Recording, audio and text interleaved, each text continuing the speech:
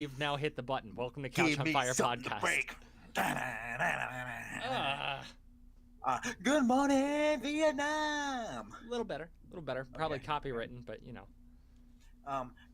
What I was, the question I had for you was, if I got Pokemon, or Let's Go Pikachu, not Eevee, because fuck Eevee.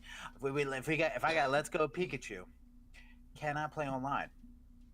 Yeah, you have to get a online Switch thingy. It's like Xbox Gold, basically. Oh yeah, I've got a couple open slots left on my family account, and I would not mind passing a slot or two. Well, I would just need one, I guess. But no, I wouldn't want to. I want to play Pokemon and I want to play Smash. I want to challenge some of my Oh my God, Smash, dude! annoying friends out there in the world that think they can talk shit to me. I don't have the game, so you can talk all the shit you want. But when I get it, you're done. You're done. Dark Pit / Mega Man main. What's up? I'm just gonna drop. I wish I could drop the mic, but it was too expensive. So you're done. See this? This is a little Rode mic for the phone. Yeah, You're done. I noticed that was onto your lap. You're damn right. That was expensive too. Mics are expensive nowadays. Wait. I do have a $10 mic. Here's the thing about that. They're so expensive because they're commercial quality stuff wrapped in fucking $10 packages. Like, Yeah. you're just it's a higher end piece of gear. But now the higher end now is very different than it was then. Mhm. Timeline and stuff. I got you. Time moves So forward. Alex, speaking of time moving forward, I saw that you saw a movie Oh my God. this past weekend, and before Oh you my God. tell the world what this movie, I will be 100% honest. I mean, I like it's a Marvel movie. It's a comic book movie.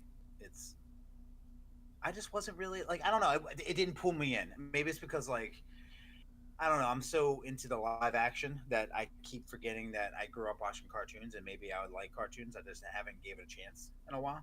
I So, think that's probably the case. that's I probably do it. warn you, don't rewatch Dragon Ball Z. Oh It my is god. painfully slow. Uh, I am Piccolo.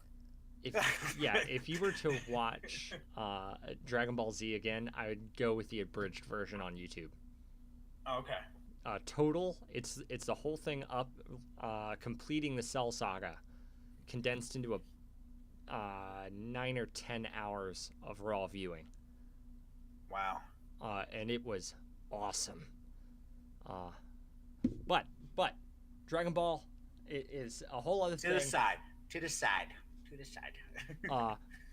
Holy crap! Into the Spiderverse. I was gonna say, what movie did you see? Go. Into Okay. the Spiderverse.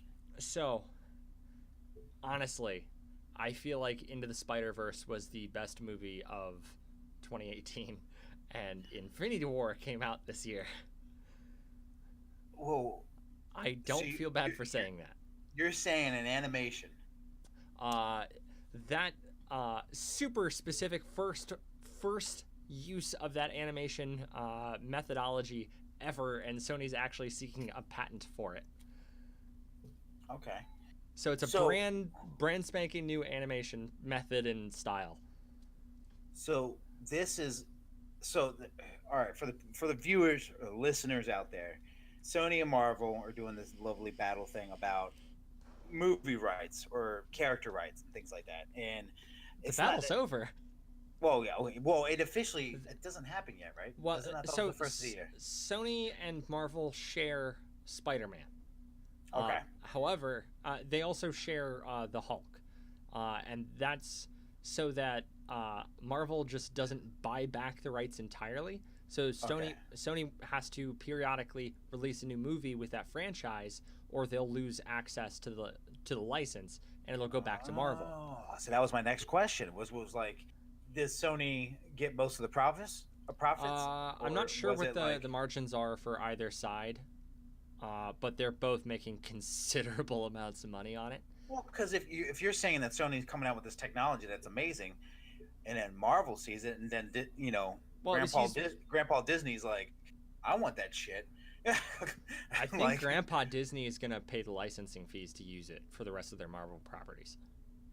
so you Uh, think there's going to be more animations like this for other Marvel characters?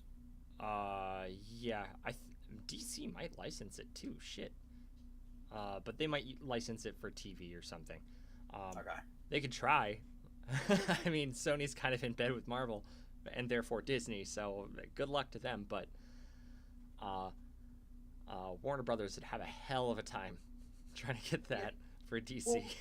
Well, my thing with like the animation, it's so crazy because it's not always necessarily cheaper to go to animation compared to actors and stuff.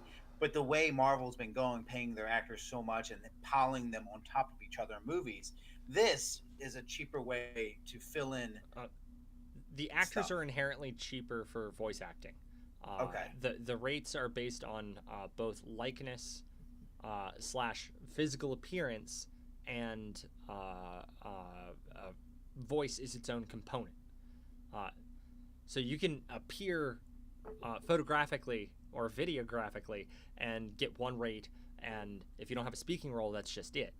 If you do, you get that much on top, and animation only gets the that much on top portion because that's the only part of them that's appearing. It's the only part of the performance they have to worry about is the vocals. So it's a lesser rate, but it does keep acting costs down. The problem is the budgets with the CG, how you assemble it, is so much incredibly higher. But they can push out like part 2, part 3, part 4 quicker than. Yeah, they've got all the assets ready to go. Okay. Yeah. They've got the character models. They've laid all the groundwork. All they got to do at that point is basically animate some settings, like sets effectively for the characters to interact in. They're gonna have to add a couple more characters each iteration, but I mean, all the groundwork's been laid for Miles and everybody. Okay. Is this a? I just want to. I'm gonna say it for Alex because I know he might forget. But spoiler alert. Now, you don't have to tell everybody what happens. But what are the things that draw you to this? Like you've been talking about this since I've been talking to you this past week. You've been bringing it up, bringing it up, bringing it up. God. Like, what are the things that's just like, oh my God, this is it. This is you said this is the number one. What makes it? Okay, so it's the most superhero movie possible right now. Like even Infinity War was like quasi political. Like you could definitely pull a political message out of it if you look for one. Okay. That's not available here at all. It's not a factor, and it's not even considered. It's just raw, unadulterated superhero, which is nice. Nice. It's a refreshing breath of fresh air. So it's just straight villain, straight good guy. Yeah. More or less, just bam, bam, bam. There's a surprise reveal with one of the villains that's like, wow. So oh my God, you guys got to go see this goddamn film. So I am gonna spoil that reveal. If you need to click away, you've got about a 30-second window because I'm looking at that viewer number right there. Holy crap, man. There goes a viewer. They had their chance. So the reveal, and it's not the primary villain. You've seen the primary villain in the trailers already. You know who it is. This one is a surprise.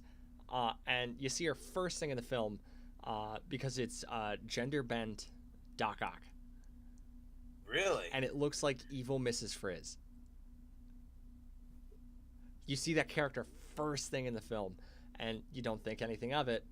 But the stage and film principle about the gun, if you use the gun, if you show a gun on the mantle in the first act, by the third act you have to use it. That principle. So they show the character, and then they show her working with Kingpin. You go, okay, Cap. That's a nice, neat little end to that plot line. They used the gun. Yeah. Only to set up that she's she's fucking Doc Ock in this goddamn universe, and her design is I gotta be honest, it's a better suit than the traditional Doc Ock's. So she's frightening too. Just the tentacles ripping through the woods. well, see, I always thought that Doc Ock could have been a female just because of the whole Medusa thing. And to Yeah. me, it's kind of like a weird version of a Medusa thing. I'm not really just the snakes, but it's just like that's cool. I like that. That's awesome. Her so instead of using mechanical metal stuff, as a I feel like it's just a genuinely intelligent design because it feels more feminine because it's literally the better design. And there's that gag about women in science, like, why would you do the lesser? Because it's easier? Fuck yourself. Put in the extra effort and get something better. So, and they do. They push science that way specifically. It's very, very cool. We need more of that. But her design is soft robotics, like plastics and fabrics. Okay. So she's got these polymer tentacles, and they're a lot closer to tentacles this time than the like mechanical spider legs that Doc Ock had. Obviously, more segments, but still. Well, I feel like they made him that way because like it explains like okay, well, it's more realistic. The metal, like okay, he made something. He's a doctor. He's a genius. Blah blah blah. Blah. And she went straight to the cutting edge of robotic science right now here in this real world. So it literally takes place like now. Yeah. Or because I do know, spoiler alert, I do know, well, you could tell by the trailer, I do know it's like multiple universes. Yeah, I mean, Into the Spiderverse. What else is that going to be? Okay. Yeah. You know. So actually, one of the characters does her time is disjointed by a week. So she wound up back in the past by a week.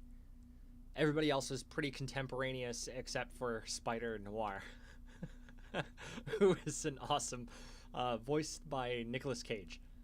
No, he's not. Yeah. So black and white Nazi punching Spider-Man is voiced by Nicolas fucking Cage. So they got Nicolas fucking like, Cage. Yeah. Like crazy man, like Nicolas Cage. I didn't know that. That's crazy. Yeah. So that was they're gonna make millions on just that. I mean, oh my god. Nicolas Cage. I'm sorry. People, you either love him or you hate him, but he's there, and him doing a voiceover for animation. Oh my god, that's gold. I always wished that they would do this with John Wick. I don't know. Go on. This John Wick might see this specifically. Really? Because Marvel actually owns the rights to John Wick in print. They might do something together on that one because that's Sony and Lionsgate, right? Yeah. Yeah. Well, because like they can make this happen. Oh my god, the possibilities. Well, I mean, and it's so beautiful too. Oh my god. I've heard one complaint about the frame rate. That's it. It was a wonder to behold. And that was Channel Awesome. God, what are their names? Anyway, they're assholes about this. Well, does the all right? So that's probably the one complaint. Is it very easy to follow the story? Because I know it's like Into the Verse, and sometimes time travel gets involved. People get a little derailed because it's like too much thinking. Yeah. But is it just like bam? So they everything takes place in one timeline. Okay. And everybody else gets pulled into the one with Miles. And you might be going, how effectively? So, well, I would actually argue Venom's closer to here, and Into the Spider-Verse was the end credits push for the Venom movie, and it literally said, "Meanwhile, in another universe," and showed a clip of Into the Spider-Verse. Yeah, spoiler there. So, those are inherently interconnected, and therefore they must be interconnected with Tom Holland and technically the broader MCU at large, but down it's a very specific own little branch of the Spider-Verse. and like Spider-Man related characters. Yeah. So, that oh man, so it takes place in a singular timeline. Okay. The first thing you see is Peter Parker. I mean, you meet Miles, and he's a kid going to prep school, and you see Peter later on by accident. So is Peter old? He's 26 in the primary timeline. Okay, so he's in the You primary might timeline. notice, Okay. yeah, you might might have noticed the discrepancy there because the one in the trailers is older. Yeah. He's from a branch of the Amazing Spider-Man comic line therein, where he's had character like interpersonal and relationship issues with Mary Jane, and he's older, he's grumpier, he's a schmo. He's schmo Spider-Man because he's going through some shit. And like adult shit. So we've got like real adult Peter Parker, who's quarter life crisis Spider-Man, you know. well, older than that. Okay. So the 26-year-old in the primary timeline is actually a direct shout out to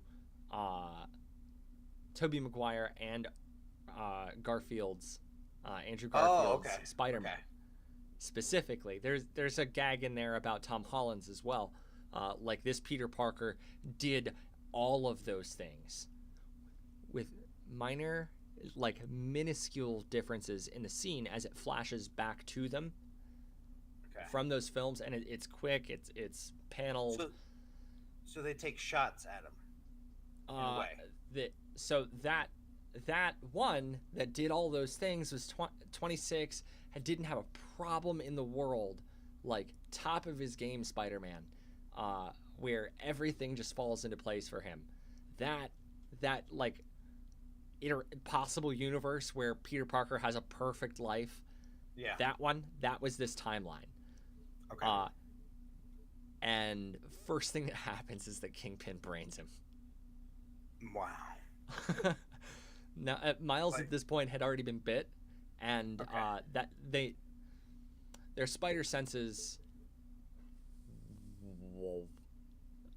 noticed each other, so to speak. I had to do that for the audio because you can't otherwise represent that. It was literally squiggles around their head. You were like, whoa. I was like, what's that noise? That's the only way to represent it with like voice. Yeah. Because it was squiggles around their head. Spider-Man's were red and white, or red and blue, or something. And Miles's were pink and green, and they're both sharing white primary, red secondary. After that, and they're like, "Whoa, you're like me," because their spider senses synced effectively. Okay. And he's like, "Oh, okay. I'll show you the ropes. No, this is cool. Now, I've just got to go handle this thing real fast, and I'll give it up. I'll get up with you afterwards. Like I'm gonna walk you through this, because we're the same, and you've got a long journey ahead." And then he gets brained. Wow. Yeah. So Miles lives through the death of who was going to be his mentor, having made a promise to him in the last second before that. Like, this isn't, I don't know that I'm getting out of this one. I need you to take this, and that's it. You take this and you finish this job. You have to destroy this thing. It will destroy the Earth. Period. So you have to destroy this. So Miles takes it and then witnesses and gets chased out of there, blah, blah, blah, blah. It's a thing. So Miles is getting hunted, and he's a brand new spider person. Has no idea what to do with his powers. They're turning on and off at random. He doesn't know what to do. Hijinks ensue. It's hilarious. And the introduction to Peter in this universe is, hey, you know the drill. It's, I've been the only Spider-Man around. And that's a motif throughout the film, is I've been the one and only Spider-Man, or Spider Person, or whichever noun they use. Well, in this world. Just their statement is the one and only Spider. Okay. I get what you're saying now. Noun, pronoun. There's a reason, non-political, that I'm saying pronoun there, and the trailers display one of them is Spider Woman being Gwen. Yeah. Spider Gwen. Yeah. For the comic title. So she shows up, and we've got old Peter that shows up, and they interact a little bit. It's how many Spider-Mans or Spider-Girls, whatever, people? Persons. I can't even. Spider folks. Spider folks. Spider folks. And to be politically correct, yeah. It's not Spider Persons. There's a robot in the mix that's tag teaming with a little tiny Japanese girl from the far, far future, like year 3590 something. Oh, wow. Okay. Yeah, and she got bit by a telekinetic or telepathic spider that pilots this robot. Yeah, that's her timeline and her origin story. So that comic falls on, and you've heard this one before. For 2 years, 2 days, whatever, I've been the one and only Spider pronoun. Spider Noir is there. He's 1939, black and white. What the Watchmen felt like. Yeah, that's what. Spider-Man. More like steampunk Spider-Man kind of thing. 1930 specifically, though. It's still like historical fiction. Okay.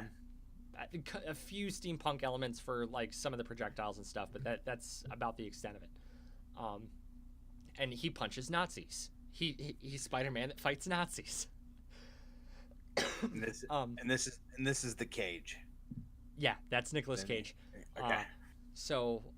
And John Mulaney voices Spider-Pig. So Spider-Pig's really in this? Spider-Pig is actually in this. That is not a gag. I mean, But I've read a lot of comics before. I know he wasn't really in the comics, but it was more of I thought it was a Simpson thing for one. That's Family Guy. Oh, was it Family Guy? Oh, Simpsons did it too. But Did they? But yeah, I think they were making fun of Family Guy. That's very possible. They take shots at each other. No, because the Simpson movie, he goes Spider Pig, Spider Pig.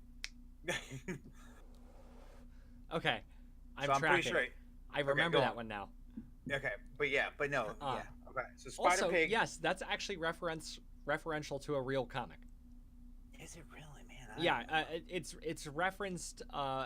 Spider Pig specifically is referenced in a few of the what if and alternate timeline issues that involve Spider-Man, and he gets brought up nearly every time.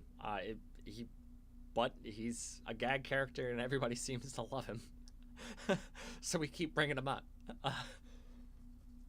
But he's like a real Spider diehard kind of nerd. Like that's who you got to be to know who he was walking into this. I'm looking at a picture of him right now. It's pretty awesome. It's Porky Pig in a spider suit. Yep, that's basically what it is. Yeah. I'm looking at. Well, no, I'm looking at the movie even gags at itself at one point. Older Peter Parker is about ready to, like, everybody saying their goodbyes, and Spider-Ham, like, I gotta go. Here's my hammer. It fits in your pocket. And then he goes, "That's all, folks," and darts into the black hole. And Peter Parker's like, "Can he say that? No, like, really, guys, legally, can he say that?" and he was legitimately asking. So this happened in the movie. Yeah, like they broke the fourth wall. I love when movies break the fourth wall. Like, I hands down loved the animation of the Lego movie with the Batman yeah. Lego movie. It was so good. and Will Arnett did a great job as Batman, and he basically like, oh man, they just broke down, and I love them. They do that, so that's awesome. That's cool. Yeah. Um, they give explicit reference to the fact that there's infinite universes out there, and that's what Fisk is after. Excuse me, Kingpin is after. Is he's trying to get his wife and son back. They walked out on him and then were hit by a semi, fleeing from him, having witnessed him beating up Spider-Man one day. And he's like, no, fuck that. I'm going to get them back. This is all Spider-Man's fault. So now he's trying to reach out through the multiverse to get his family back. But as he's doing that, he wants to kill all the Spider-Men or Spider-Folk. He's not even paying any attention to that. He killed the one that he wanted to. Okay, so he did kill someone. He kills a couple people through the film, actually. So in my eyes, like there's actually death in here. There's actually like is it? No, we witness a death. So it's not one of those like, it's not one of those cheesy. There can't be anything raunchy, death, cusses, or anything like that because it's a kid-friendly. It is still kid-friendly, but they deal with more realistic. There's another murder that occurs that I won't give the spoiler away to, because I wasn't tracking on that one until it happened. I was like, oh shit! So I'm not touching on that one. But Liv Octavius was like, they showed the gun. Wow. So that one is much further on into the movie, and I can't give any more context than that, or it'll become obvious. Yeah, but what I can say is that Kingpin commits a murder in that scene, and it's bold-faced and in the camera. The camera pans around to him, and he's holding a fucking 45. Yeah. Oh wow. It's like that. Okay. Yeah.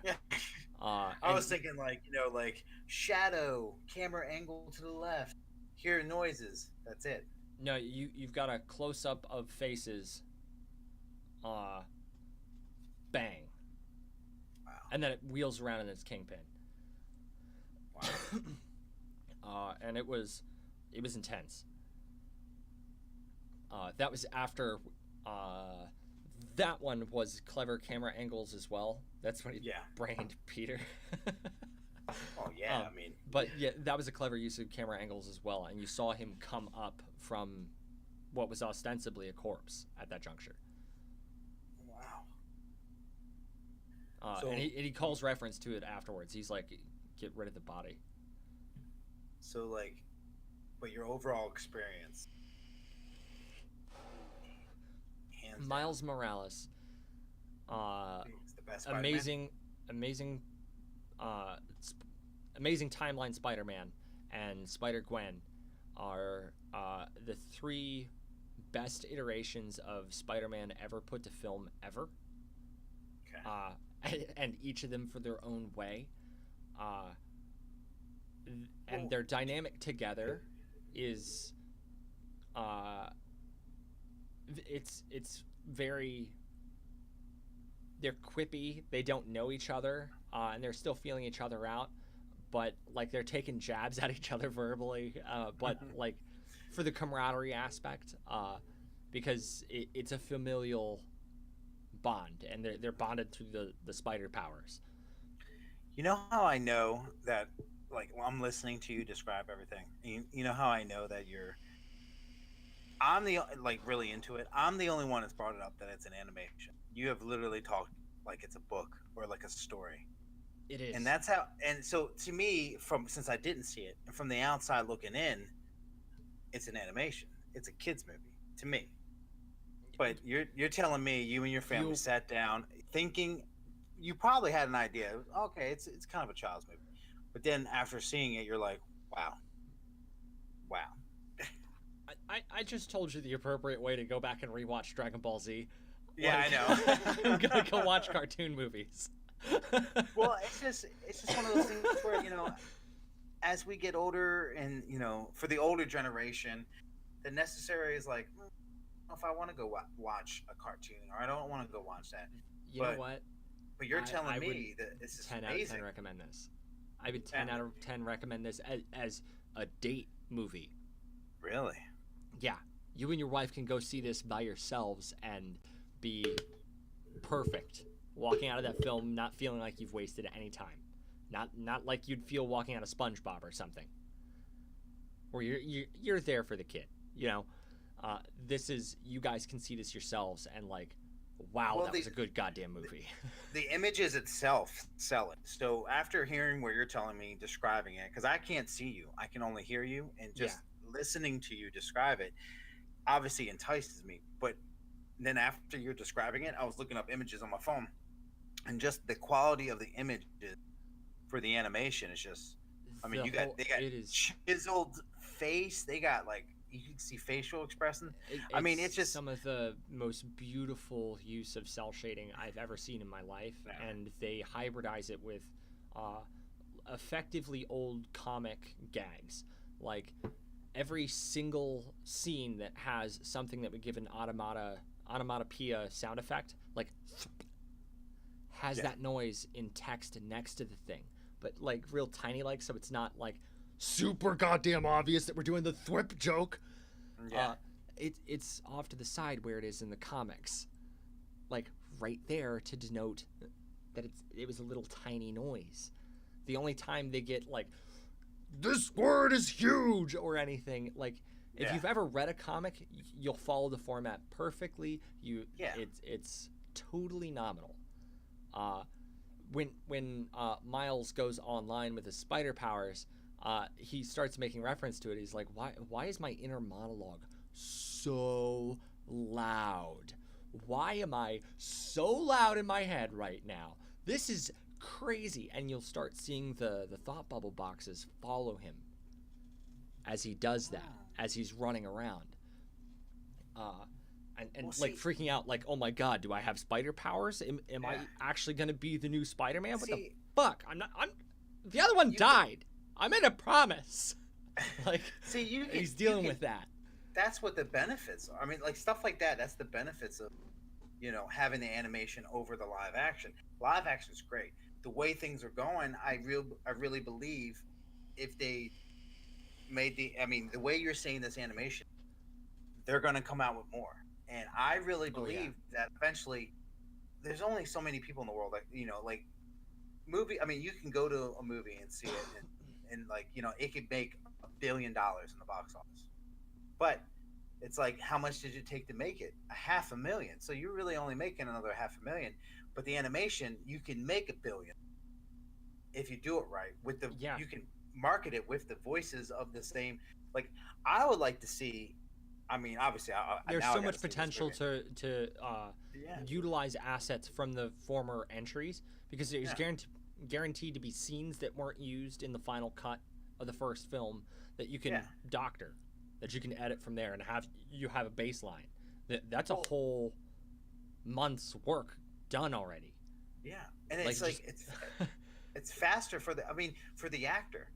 They don't have to yeah, shave. They don't have to lose weight. They don't have to cut things. They can just literally show up and they don't just do have the to be on voice. set either. They can Yeah, just go to some voice studio studio and get it done near their there. house. Yeah, and then it Yeah, just. So I think like so eventually this whole phase 1 and all this phase 2 of Marvel. Yeah.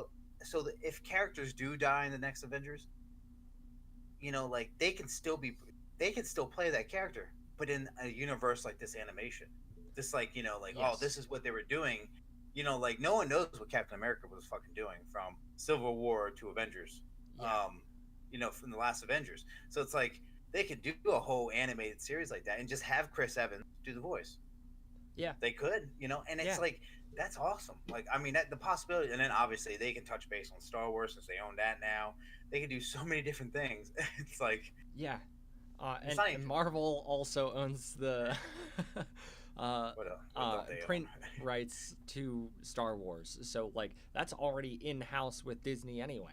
Yeah, So and then the that's not even, that's just Marvel. I mean, it's owned by Sony. So like you're saying, the DC thing, maybe Yeah, that's the I, road DC needs to go down. Because if they obviously their can movies, pioneer their own version of this, yeah, they would get ahead of the power curve and yeah. change the game. I mean, because I watched a documentary actually days ago about Pixar and about where they came from and how back against the wall. 10 years went by. Then Steve Jobs was like, "I'll give you $1 million, prove me wrong. Just keep doing what you're doing." And then next thing you know, it they innovated something that is used every day now. So it's Yeah, like, like, so yeah. They were if some Sony, nerds in a basement at Disney.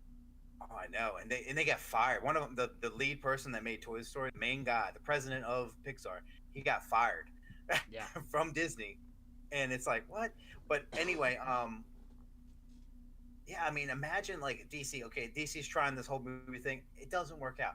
But imagine if they can do the Justice League right way, or the Suicide Squad the right way with the Warner animation. See, I would Like, love that, and I'd love to see that. I just don't think Warner Brothers will provide a script for that that will be of any value. Warner Brothers, someone needs to go in and be like, "Here, Warner Brothers, here's $2 billion. I take DC." Yeah, no, honestly, DC needs to get away from Warner Brothers, and that contract needs to come to a close because it's hurting DC rather than helping it. I think if they go to Sony, they don't have to go to Marvel or Disney. They can go to Sony, and then Sony can be like what they've learned from Marvel over the last couple of years, and then however whatever this contract keeps going, all the people they've learned how to do things, then they will make it right. Well, this is Sony's fourth individual attempt at a Spider-Man Well, in the just past decade. yeah, We had Tobey Maguire, we had Andrew Garfield, we now have Tom Holland, and we've got Miles Morales yeah, in this animated format. yeah, So we can just describe the character. The voice actor is super talented, but his name's not coming to my head. yeah. That's okay. We live in a world where people that are listening can do this shit. IMDb, it's right there. Mega talented. Definitely check out his other work. So good. Holy crap! Though they got this one right. This is a real Spider-Man story. The way the comics are real Spider-Man stories and the movies. This is a real Spider-Man story. I mean, I'll put it like this. I'm after Endgame, after Avengers Endgame, I'm done with the MCU. I'm done. I just don't have the patience anymore. I wish I can say that, but there's a theory that's floating around in the world. I'm not going to talk about it on this podcast, but there's a theory that's going around the world that if it's true, it might change the way I look at it, and I'm excited. So we'll see. The secret Kree time jump action that'll pop in the X-Men, and like they'll just always have existed in that timeline. Kind of like so. Oh man, I knew we'd go down this road. All right, I'll tell you real quick story. Let's do it. So Ant-Man versus the Wasp. If you haven't seen it, go see it. I'm going to spoil everything for you, real quick. So people that are in the quantum zone or the quantum realm, if they're in there for a long period of time, they come out of it, but they have like mutant powers, which is weird. But they have some kind of like mutant powers. So I think in this movie, the original Wasp comes out with a few extra powers. Yeah, so I feel like in this movie, they're going to be time jumping so much. Something's going to happen. Someone like Logan or somebody, just a couple, like maybe like the very first, X-Men, the really first one will probably pop out, and then I don't know. Somehow it will just change the way everything, and that's how they're going to explain mutants, hands down. So because they're definitely going to introduce mutants into Phase 4 and Phase 5, and how many phases they go in. But I think it's going to be caused because of the time jump that they do, and that or the other thing that entices me is I love the whole Silver Surfer, Galactus, the space part of it. Maybe Phase 4 is nothing but space. Maybe the rest of the movies are just like they'll finish up. They'll have like mostly Marvel Galactic. They'll have some movies like Black Panther, and Far From Home with Spider-Man, and they'll have some things, but in the end, I think it's just going to be more galactic wise. even if Galactic's not the bad guy in the next one. I mean, in the Phase 4, but somebody from space is going to be. And Yeah. sorry, The quantum realm is also a good jumping through point for the Fantastic Four, who went through the negative zone in the most recent film. We could just do that with the quantum realm. Well, they're one for one swap that. Well, in Doctor Strange, I think they talk about there's a couple of zones in the quantum realm, and one of them is, I think, in the negative zone. It's just worded differently, but it's basically the negative zone. Yeah. And that's what gives people powers. They're mutants. Fantastic Four, they're fucking mutants. They're X-Men. They're their own 4 people. So anyway, we can, and yeah, that actually gets brought up in the comics, by the way. That's why the X-Men hated the Fantastic Four during the whole Civil War event, because the registration was for mutants and not all of the like they were gonna make Things sign up, but not Johnny Storm, or like there were weird exceptions and shit, and it got very political in that regard. Fantastic Four, to me, the Fantastic Four was always like a government thing. Like they always, we're gonna work for our government. We're gonna do the things for our. And mutants and X-Men were more, we're trying to create our own government. We'll work aside you, but we don't work for you. And then, but the Fantastic Four, they just are like, oh, president wants me to do this, I'm going to do this. That was part of the political drama, because Reed was very nationalist. So when it got like that kind of political, it would reference Reed's nationalism, because he would go out of his way for that shit. That's also why Doctor Doom has been correct a few times, and was gonna usher in a fucking utopia. Totally on the up and up, like absolutely legit. And Reed just derailed the whole fucking thing because he's an asshole and didn't want Doctor Doom to succeed. Yeah. So I'm like, now don't get me wrong, Doctor Doom has done some evil shit, and he can be an asshole. But Reed should have gotten the fuck over himself here. Oh, I know. I fucking hate Reed for that now. But all that aside, like, that couldn't pull me back into the MCU, and I will continue to watch these Spider-Man films following Miles. Honest to God, like, this was the first real Spider-Man film, and we got 6 goddamn origin stories in the same film, all at the same time. Well, they could do that. Well, see, I don't know what it is like, but they reference how, like, the parts of it become routine, but there are little details that are changed throughout their paragraph of the origin story. If I had to guess, your name, you can see like Stewart, says the chat. Do you think that, like, there's a wider view on animation than there is like television? Like, you're talking about, I mean, not television, like movies, because you're talking about, like, they can, in a movie, how long and hard it would be to show or like 5 origins in one movie. It would kill the movie. Like, that's why they didn't do it in Suicide Squad. That's why, it's just one of those things. Well, you can have a 2-minute origin story in a live action film. Well, you can. Well, I know you can, but we could just skip the origin story altogether, and that's just, these people do this. Yeah, but I'm thinking, like, in the animation, though, it's kind of like, it's a broader, like, it's more open. You can tell it really quick, but understand it better. And I don't know, it's hard to explain. Because you can cram more into the same scene. Yeah. Without it looking weird. Like, if you try to do you can have a dream sequence right here of someone having a flashback, doing something over here, but also in the middle. But in live action, you could have that, but it'd be fucking weird looking. Like, we've seen paneled cinema, with live action, that runs the comic panels gag, and it looks weird when it's live action. It fits when it's animation for some reason, and it's a lot more information dense, because you can panel that off like that and it look natural and not weird. Shout out to Who Framed Roger Rabbit, probably the best animation live action together. Let's wait till Space Jam 2 comes out. You hold your horses. LeBron James. LeBron James. Yeah. I don't care for who it is. I don't watch basketball. I don't care about LeBron or any of the drama there. I thought they were gonna go like they would make more than just Space Jam. So Space Jam is obviously basketball, but then they should do if they wanted to do it, they could do it in another sport. Or they don't even have to do a sport. I thought they would make like a series, but it wouldn't be like Space Jam. It'd be something else where, you know. I think that was in talks for a while, but it just never came to be. Because I remember reading something about that a long time ago. But that could have just been one of those rumor things that got spread and nobody had any verification on.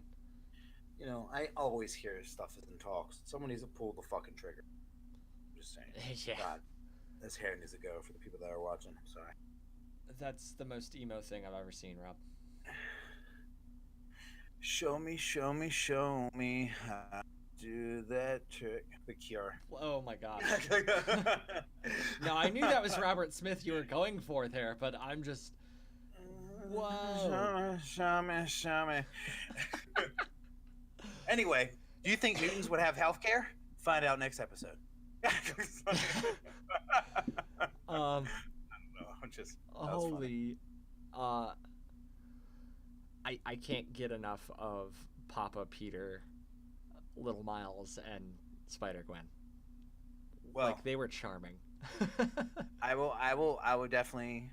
If I don't see it in theaters, I will see it. And it's one of those movies, I bet you it's probably amazing in IMAX or 3D. Don't need it.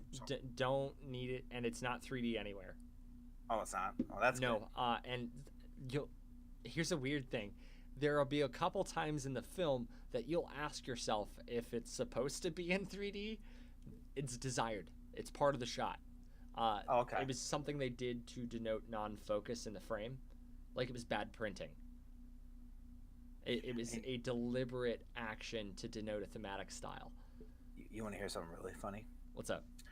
So I was playing the Spider-Man game on PS4, The Amazing Spider-Man, and the graphics look amazing. I was like, oh my god, this is an amazing game.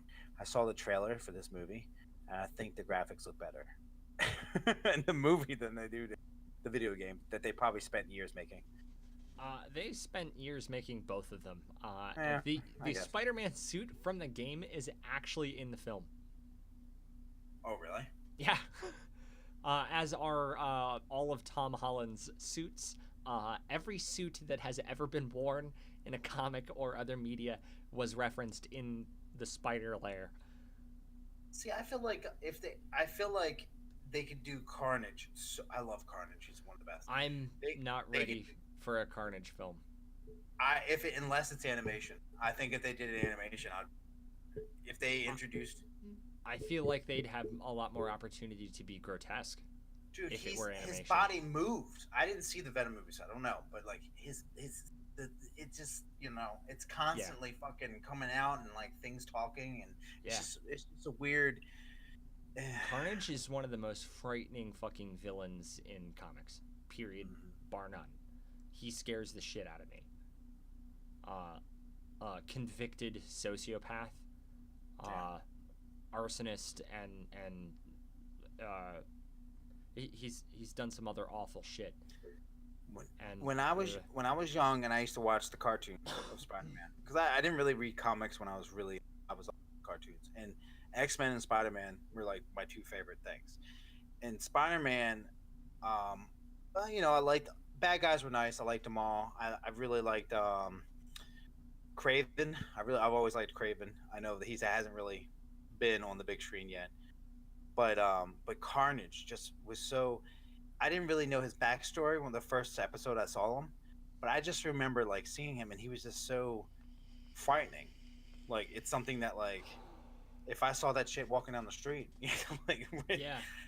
I mean, not saying that Venom's not, but Venom is like.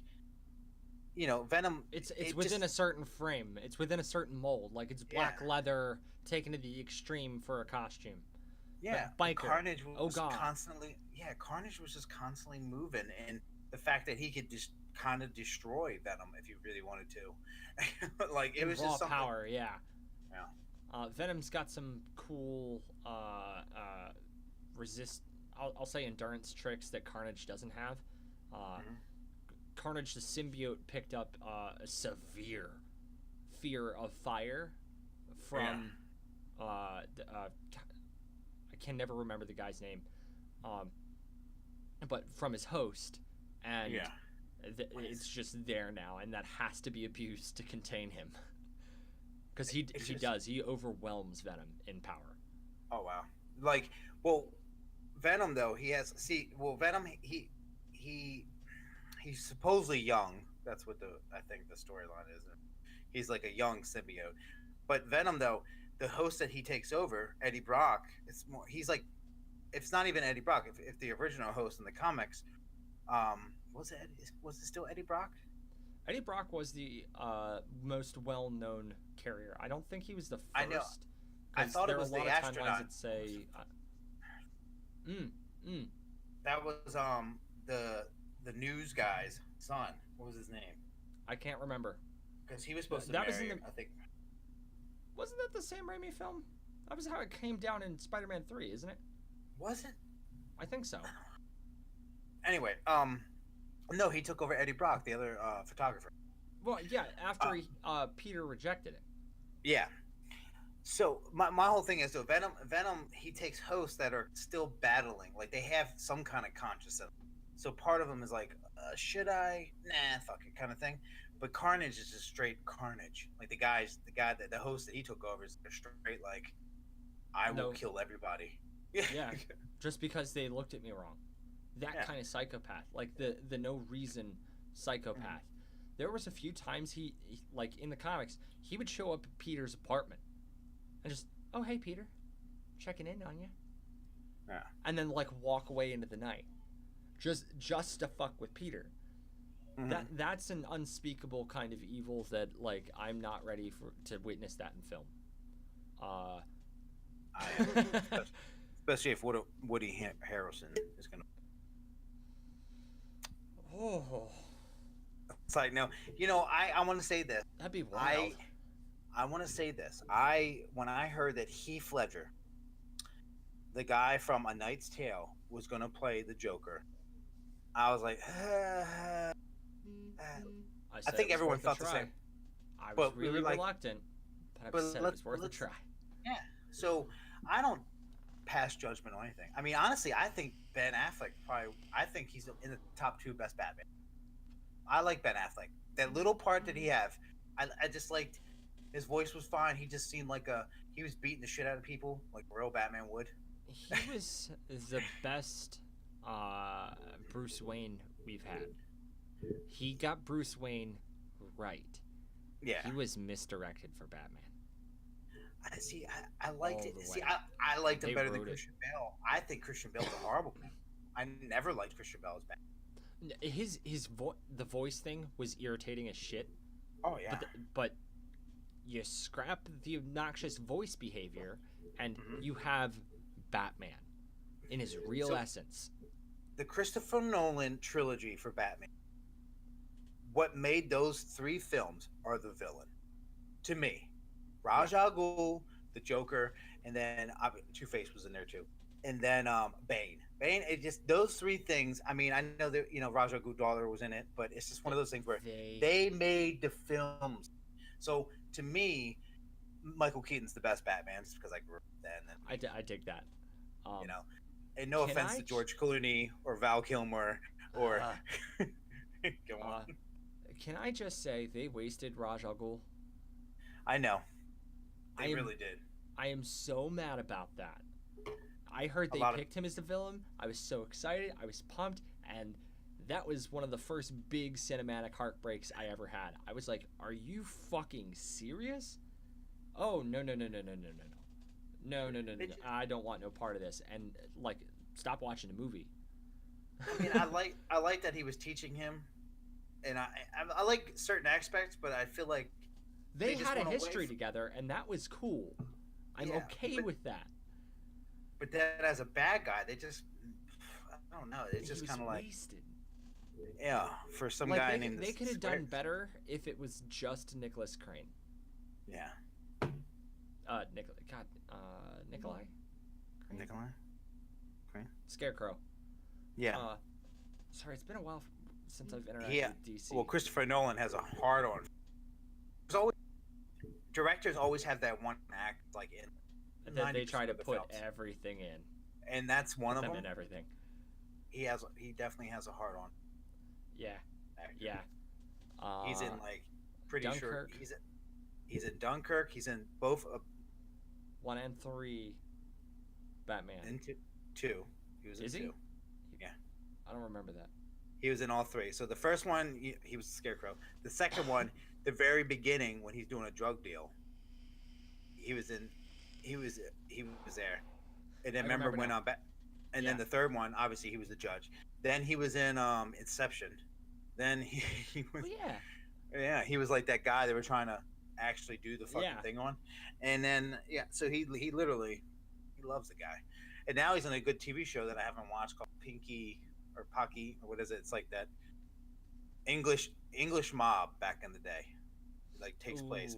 It's like Peaky or oh my god, people are probably fucking killing me right now. Peaky something or other. Yeah. I know it's Peaky rather than cheeky. Yeah. Because I thought them not saying cheeky was cheeky. Yeah. But all said and done, I know we're getting a little sidetracked, but all said and done, I think, because I haven't seen this Spider-Man, but I think that I like the Tobey Maguire ones. I do. The second one was fucking horrible. Well, I don't know. The first one was just great. It was a good classic movie. James Franco at that time was great. Now looking back at it, now with everything that James Franco has done afterwards, would I have said if someone would have told me he would be playing, the Hobgoblin, I would be like, oh, what? Yeah.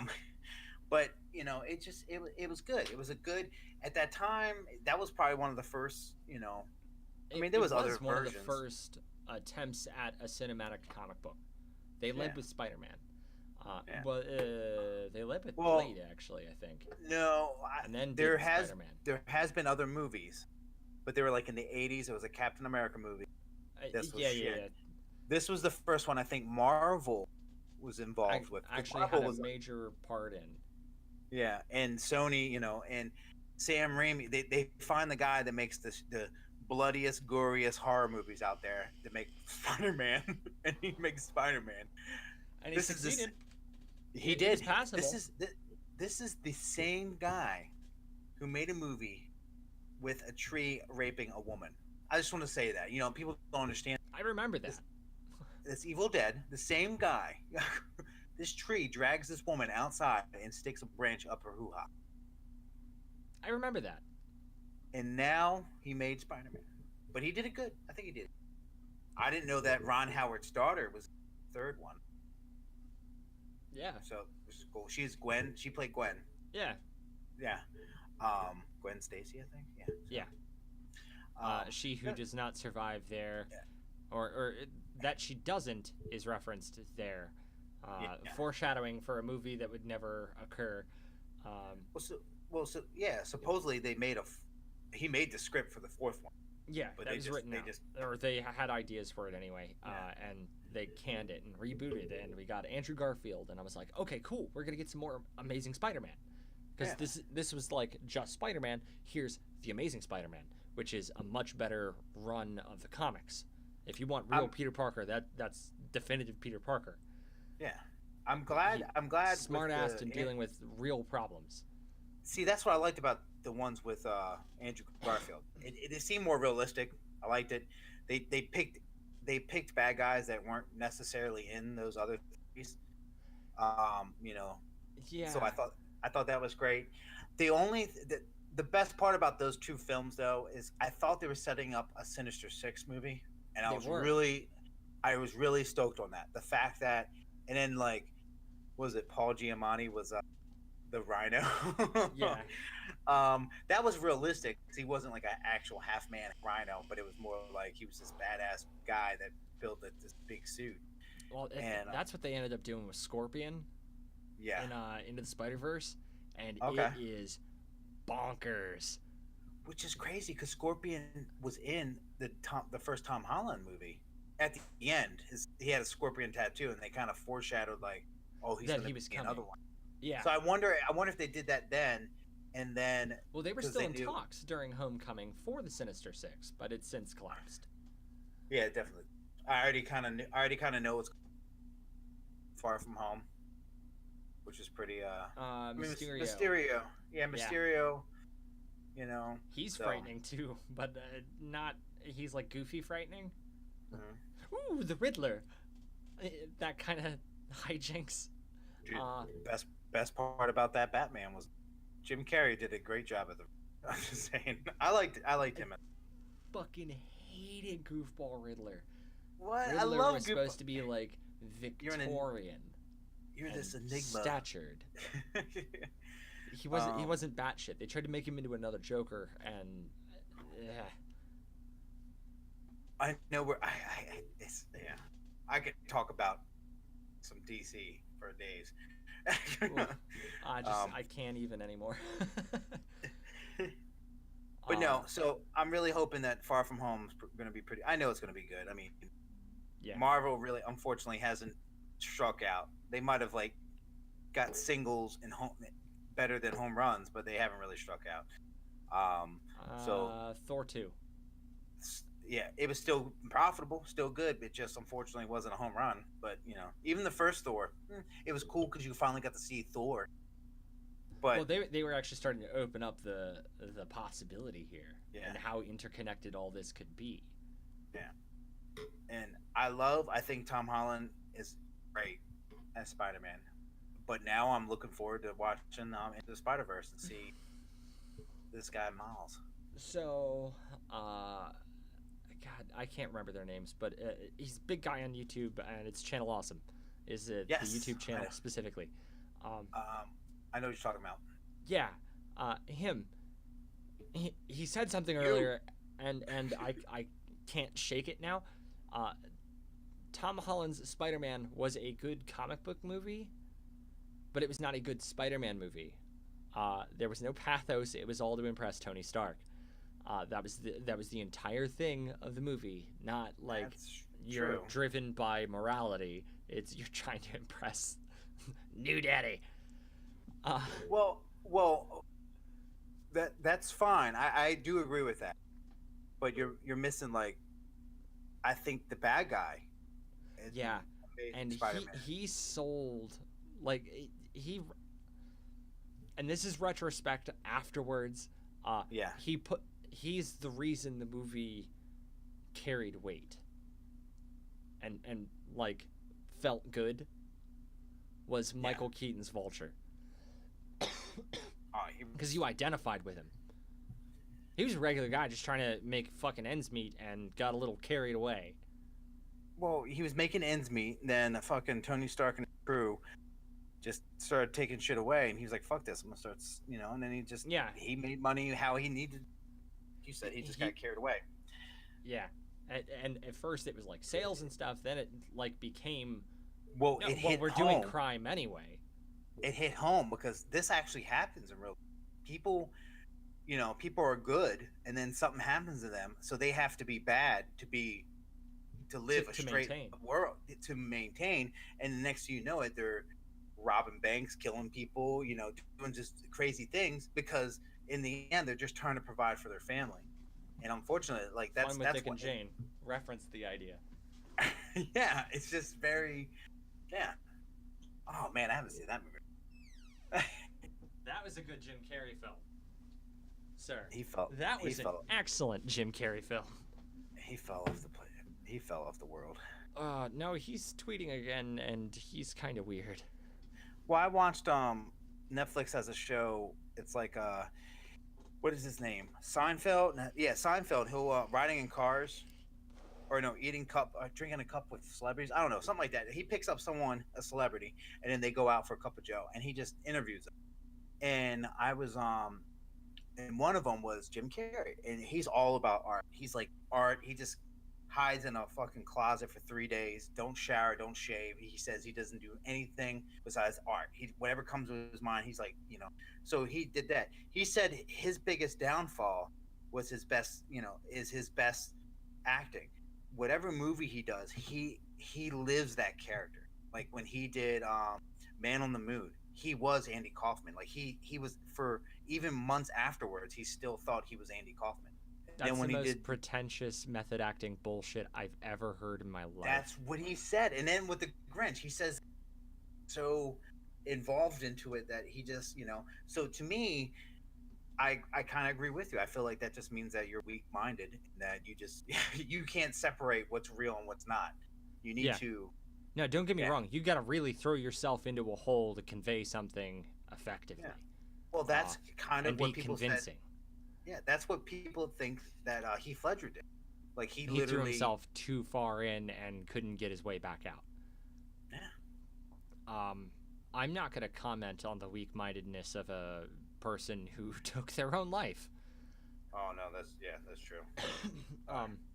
Yeah, suicide by overdose or suicide apparent by overdose, notwithstanding.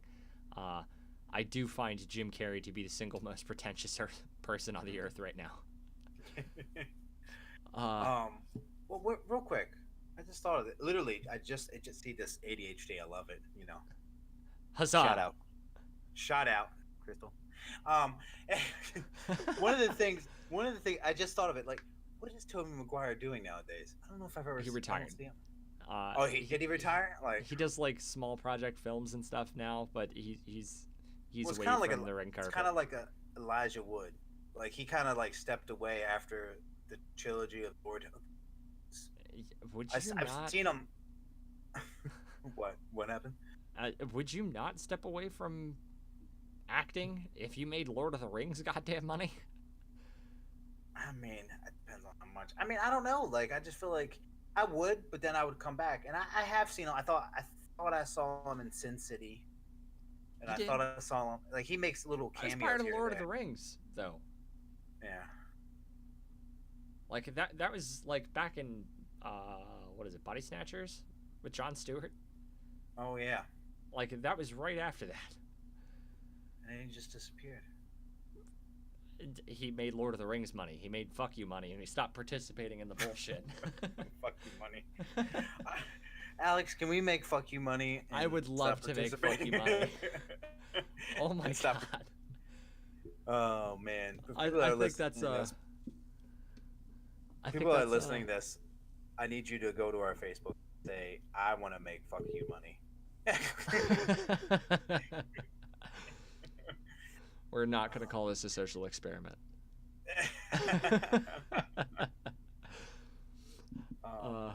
I think that's a good closing point. Yes. Yeah. Spider-Man. Go see Into the Spiderverse, for real. I can't express that enough. It's so good. Like all day I've been trying to watch reviews and stuff just to eke a little bit more out of it. I want to go again. This is the second movie I've ever said I want to go see a second time in theaters. I know you said that was a good way to end it, but I have one thing to say. One more thing. What you got? Stan Lee, the thing that makes me so happy about Spider-Man, and he might not be my favorite. I will say this: Stan Lee's son is autistic. He made Spider-Man to represent his son, about how he was born. It seemed like he was normal, but then something happened to him. I don't know. I read this whole article, Stan Lee wrote it about he wanted his son to just be special and just be able to do things in the world and encourage his son and people that can be weird but normal at the same time. And that just means a lot to me because I have an autistic. So because of that, Spider-Man will always have a place in my heart. Stan Lee's got an excellent cameo in the film. Oh, see, and he they can even live give on him through the in animation. memoriam. Well, That's they've got footage of him for years at this point. Yeah, I know. They can cameo him in anything for years to come and not recycle footage. They made a young John. They made a young. I can't fucking remember General his name. Tarkin and Princess Leia. Yeah. Yeah, they could. He'll come back for. Anyway. I think Lucasfilms owns that one, but they might lend it out. I don't know. Thank you so much for listening and watching. Go see Into the Spiderverse. I swear to God, you need to go see that. Treat yourself. It's fucking phenomenal. Anyway, that's a wrap, gang. There's the stream and there's the podcast.